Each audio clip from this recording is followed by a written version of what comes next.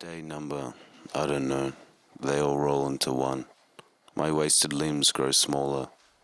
I lock the door and sink into baths of shadows. I grip my face between my knees. My knuckles drip sweat. Bad tastes in my mouth. Butts of cucumbers and the smell of burning hair. There's gun smoke under my pillow. Billy goat with horns running out the head, bursting like the neck of a broken guitar. My nails are falling off. I can hear the lake, decay fluttering out with black wings. I wake up spitting the scratches out of my throat. I look onto the blanket and see bits of fingernails and hair moving around in the spit. I hear a shrill tone coming up from outside. The clouds are sharp knives tearing the throat out of the sky. I find it hard enough to express what I think I know. All these bunched up faces, lost to the drunk spiders in the corner of my room. Maybe they're not even there. Just wretched shadows playing around, trembling like innards. My chest is a shaking bag of screwdrivers. My eyes turn in the breeze, without shadow, silence. The lake is slow, the sun is wet sentences. The shore fizzes like soda.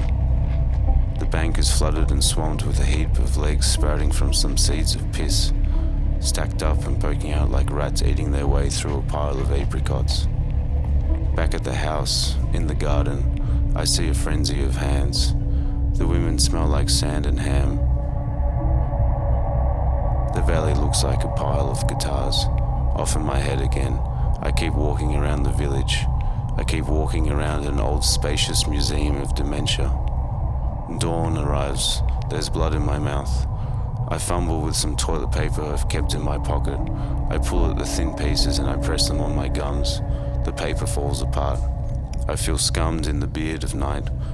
I move my hands over the face bleeding in the hallway, smelling like a handful of coins. Body uncomfortable, pink and limp. And I begin to remember my mother who died with no children. Walking around the lake seemed like such a hazard. The air sweltered and painted a silver hell. I don't like to think of those years when everything changed. I want to wipe them out of memory like a bad dream. Everyone suspected everyone else. It gets to the point where you've been up the arse so long that all you've seen is shit. War, drugs, war. What's the difference? It all just becomes noise. The noise of a steel hell being rolled up like a carpet. I watch the night grind down as a mute television still buzzes, playing streams of inflamed coastlines. A bunch of different colors bruise the sky. The lake folds with grey waves like fishermen's nets, shimmering on the surface as insects make knots in the air. On top of a blade of grass, a weasel sucks away at some eggs. An old woman stands in the doorway, headscarf wrapped around her face. She starts crying, walks to the car to hold me. She cries more and talks in her demented half-language that none of her children can understand. A series of strokes throwing her throat into the darkest parts of her body. It's as if she speaks from her stomach. She squeezes me tightly. I feel my whole body swelling up. I smell perfume coming out the back of my head. Childhood keeping its lights on. I can't think much further than the front door. My lungs heave like a t-shirt after a swim. I stand by the window and watch the silver hairs of the late sun shake.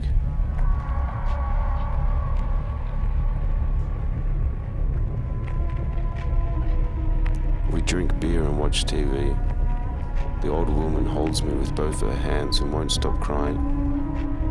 My glass bubbles as my mother's auntie keeps topping it up with beer.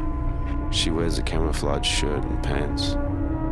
Another very old woman whose face is sculpted sideways, with small raisin eyes and red cuts on her crumpled forehead, walks into the TV room and holds me. She shakes. I ask my cousin if this old lady is her grandmother. She tells me it's her mother. My mother's auntie in the camouflage gear keeps changing the channel with the remote, showing me how to use it. Plastic flower pot plants line half the room. A white kitten with taut reddish skin runs around the perimeter of the room, behind the TV and the pot plants.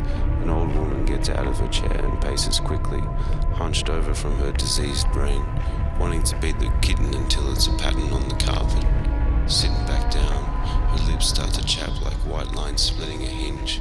She opens a drawer and pulls out photographs of me as a newborn. Wounds appear in the rearview mirror as it bends the road behind, one swirling waste in reflection. More distorted sceneries, lakes drowning themselves, mountains seemingly falling in on themselves. Yet unlike most landscapes that are ever vanishing, these are coming into being. Not stiff or unshakable, the sun and moon less idiotic than usual. Articles of light beam farther on into the unfinished distance.